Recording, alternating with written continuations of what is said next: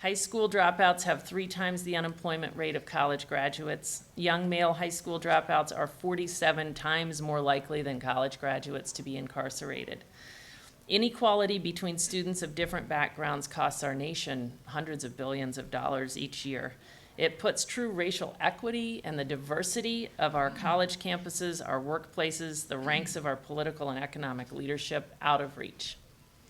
And if Jefferson were alive tomorrow for his 270th birthday, he'd be distressed that we are failing to equip such a large swath of our population with the basic skills they need to be fully engaged voters and contributing citizens.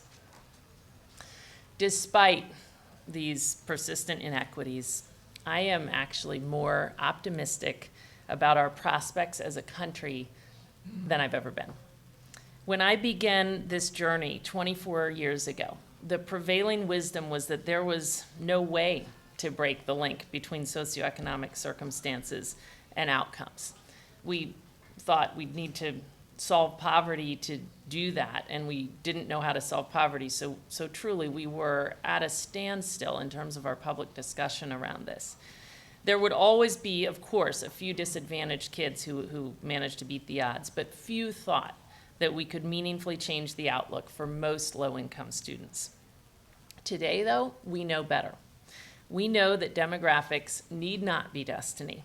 Over the past 24 years, I have seen hard evidence in communities all across the country, the most remote rural communities, the hardest pressed urban areas. I've seen evidence that education can be a powerful tool to enable whole generations of children to break the cycle of poverty. I've seen exceptional teachers put their kids on a completely different trajectory. I've seen growing numbers of entire schools. I'm guessing there are now 300 or 400 of them, again, in communities all over the country, that ensure that their kids get on a track to have the option to go to college. I've seen that major change is possible, even at the level of whole communities. I've seen that in some of the most remote towns in the Mississippi Delta. I've seen it now in my new acquired hometown of New York City, despite the scale of that city, that meaningful, significant, sustainable progress is possible. And over again, I've seen that leadership is at the heart of the solution. Behind every successful classroom, behind every one of those transformational schools, and behind every one of the communities that are making significant progress, there are leaders who are just determined to ensure that we tackle this problem successfully, who understand the obstacles and are on a personal mission to empower all students to realize their full potential. Makara Davis joined Teach for America after graduating from UVA in 1994. As then principal, after she taught, she became the principal of Bunch Elementary in Compton, one of the most challenging communities in the Los Angeles area. And she turned one of California's very lowest performing schools into one of the state's best.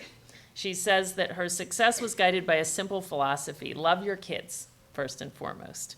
If you love your kids and you put that first, you will always do the right thing. She then went on to become the chief academic officer of KIPP in Los Angeles, and in that role helped build a network of 7 exceptional schools that are proving that academic success can be the expectation, not the aberration, for disadvantaged students. If you look at the results of these schools, it's shocking. You have to look at it for a while, because when you look at, their schools are outperforming the very best in the ritziest communities of the public schools in the state of California. John White found his passion for this cause as well at UVA when he was researching an English paper. He came across a quote by a one-time UVA professor, William Faulkner, about the difference between people who know about the world's problems but fail to act and those who work to solve them. This was a kind of lightning moment for him, and he literally applied to Teach for America the next day, and he's been telling that story all over the country. He's been working to fight for educational opportunity for all ever since. First as a teacher in Jersey City, who inspired his students with his passion and his creativity. then as one of the key figures in the transformation that has been going on under the leadership of Mayor Bloomberg and Chancellor Joel Klein in New York City.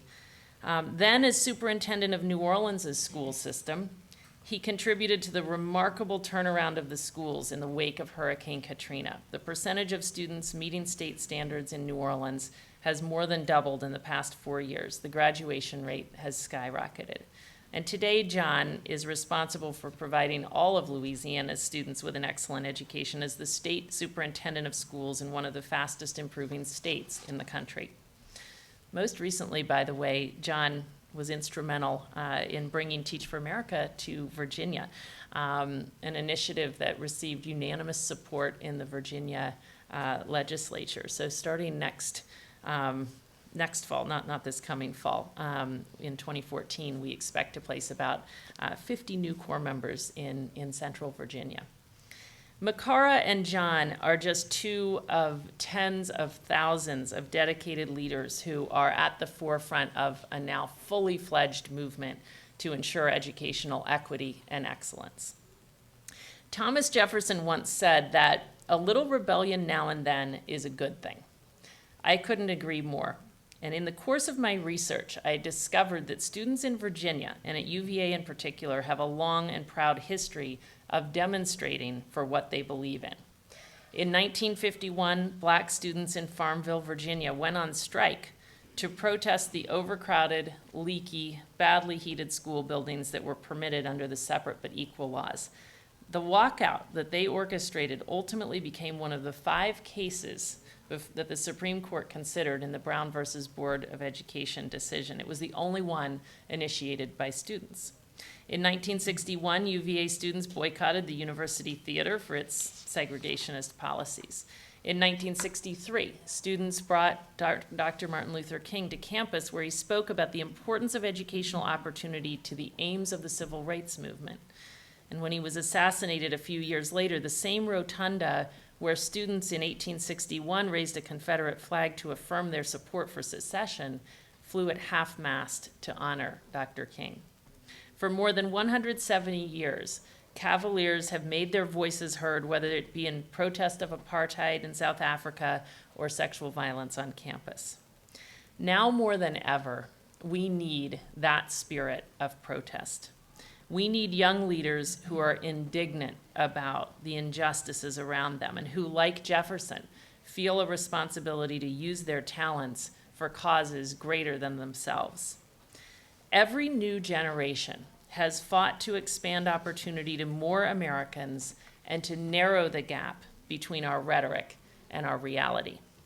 Guided by Jefferson's assertion of human equality, we've torn down barriers of gender, race, religion, sexual orientation, and other artificial differences that divide us from one another. Today, young leaders are stepping up, driven by their conviction that education is this generation's revolution. When I started Teach for America, people told me that top college graduates would never pass up, and this really was the big response I got, which I know seems, but people didn't believe this, that people would step up and do this and would turn down the offers on Wall Street to actually be part of a movement to ensure that the kids in our urban and rural areas get a great education. But this year, 57,000 college seniors and recent grads from all backgrounds, including nearly 1 out of every 10 fourth years at UVA, applied to Teach for America. Last year, 55 UVA students signed up to be part of the Teach for America Corps. I'm sure that as our first Secretary of State and global scholar, Thomas Jefferson would also have applauded the fact that now thousands of young leaders in countries around the world are stepping up to join similar programs in 27 countries and counting as part of the global Teach for All network. From Boston to Beijing to Buenos Aires, globally minded graduates are embracing the chance to learn from each other in order to accelerate progress in their own countries and internationally. They understand that our collective welfare is linked and that nothing is more global in impact than education. We are all better off in a world where rising educational levels and declining disparities increase prosperity and foster healthier, more tolerant, and more sustainable societies. Today, students at UVA and their peers across the globe are my greatest source of optimism that we can solve this problem in our lifetimes. In a letter to John Adams, an aging Thomas Jefferson wrote, "I like the dreams of the future better than the history of the past." Today, the kind of thriving, equitable society Jefferson could only dream of is within our grasp. He might not have fully lived up to the ideals he espoused in his lifetime, but if we recommit ourselves to those principles and invest in the leadership of the rising generation, we can. Thank you very much.